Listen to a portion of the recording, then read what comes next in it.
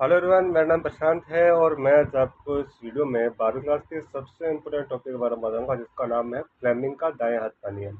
ये नियम आपके 12वीं क्लास में भी आता है और जो बच्चे एनजीसी बीकानेर से बीएससी और एमएससी कर रहे हैं उनके लिए काफ़ी ज़्यादा इंपॉर्टेंट हो जाता है। तो ये स्टार्ट करते हैं। सबसे पहले मैं आपको बताता हूँ कि ये नियम है क्या। इस नियम से हम किसी जो धारावाही चालक तार है उसमें हम विद्युत चुंबकीय प्रेरण जब उत्पन्न करते हैं तो उसमें हम जो चुंबकन जो क्षेत्र होता है उसकी दिशा भी याद कर सकते हैं और उससे हम गति भी याद कर सकते हैं कि वो किस दिशा में गति कर रहा है। तो ये स्टार्ट करते हैं। सबसे पहले हम इसकी थ्योरी में क्या लिखेंगे, तो आप लिखोगे विद्युत चुंबकीय प्रेरण में विद्युत धारा की दिशा फ्लेमिंग के दाएं हाथ के नियम के द्वारा ज्ञात की जाती है। यानी कि फ्लेमिंग का जो दाएं हाथ का नियम है उससे हम क्या कर सकते हैं, विद्युत क्षेत्र की जो प्रेरण में जो विद्युत क्षेत्र की दिशा है उसको हम क्या कर सकते हैं, ज्ञात कर सकते हैं। इसमें क्या लिखोगे कि दाएं हाथ को फैलाते हुए यदि तर्जनी अंगुली चुंबकीय क्षेत्र क्षेत्र की ओर, अंगूठा चालक की गति गति की दिशा में तथा जो मध्य अंगुली होती है वो परिणत धारा की दिशा में प्रदर्शित की जाती है। तो इसमें क्या होता है कि फ्लेमिंग ने आपका बताया था ये वाला नियम, ठीक है। ये आपका दायां दायां हाथ है, इसको राइट हैंड बोलते हैं। उसमें उसने क्या बताया था कि मान लेते हैं कि ये जो अंगुली है जिसको हम क्या बोलते हैं, मध्यमिका बोलते हैं, या जो आपकी मध्य अंगुली है उसको हम क्या कर लेते हैं, उसको हम परिणत दिशा जो धारा की दिशा के रूप में मान सकते हैं। और ये उसमें जो हम जो चुंबकीय फील्ड अप्लाई करते हैं वो आपकी तर्जनी अंगुली में आ जाएगा। और जिसमें इन दोनों के कारण उसमें गति उत्पन्न होगी तो उसको हम अंगूठे से निकाल सकते हैं, ठीक है। तो आपको एग्जाम में यदि उस चालक की गति दे रखी है कि वह किस दिशा में चल रहा है और उसमें चुंबकीय क्षेत्र को बता सकते हैं कि वो किस दिशा में चुंबकीय क्षेत्र है, कागज के परपेंडिकुलर है या कागज के अंदर की तरफ है। तो ये तो हो गया उसकी जो उसमें मैग्नेटिक फील्ड है उसकी डायरेक्शन हो गई।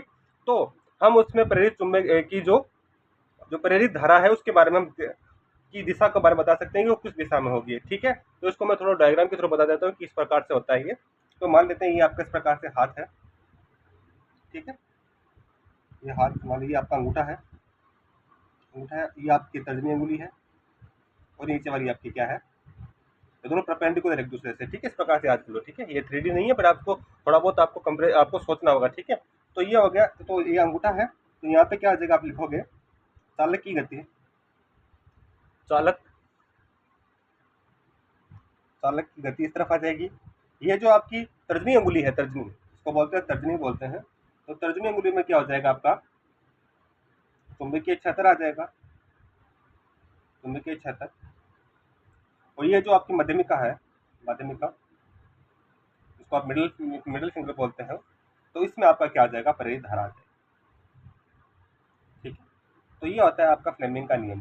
तो फ्लेमिंग के नियम से हम क्या क्या याद कर सकते हैं, तो हम लिख सकते हैं कि फ्लेमिंग के नियम से हम क्या याद कर सकते हैं। सबसे पहले तो हम याद कर सकते हैं चुंबकीय क्षेत्र को याद कर सकते हैं, चुंबकीय क्षेत्र की दिशा को याद कर सकते हैं, ठीक है। चुंबकीय क्षेत्र की दिशा को, क्षेत्र की दिशा, ठीक है। दूसरा हम याद कर सकते हैं किसका, चालक की गति, जो चालक है उसकी गति का पता लगा सकते हैं कि वो किस डायरेक्शन में गति कर रहा है। और तीसरा सबसे इंपॉर्टेंट जो है वो है आपकी प्रेरित धारा, प्रेरित विद्युत धारा की हम दिशा को ज्ञात कर सकते हैं, धारा की दिशा, ठीक है, धारा की दिशा। तो ये होता है आपका किसका, फ्लेमिंग का जो नियम है, फ्लेमिंग का दाएं हाथ का नियम, उससे हम निकाल सकते हैं, ठीक है। आगे वाले एग्जाम जो मैं आपको टॉपिक बताऊंगा उसमें इसका यूज भी बता दूंगा कि उसको किस प्रकार से यूज करते हैं। तो फ्लेमिंग का ये क्या है, दाएं हाथ का नियम, ठीक है बच्चों। धन्यवाद। जय हिंद, जय भारत।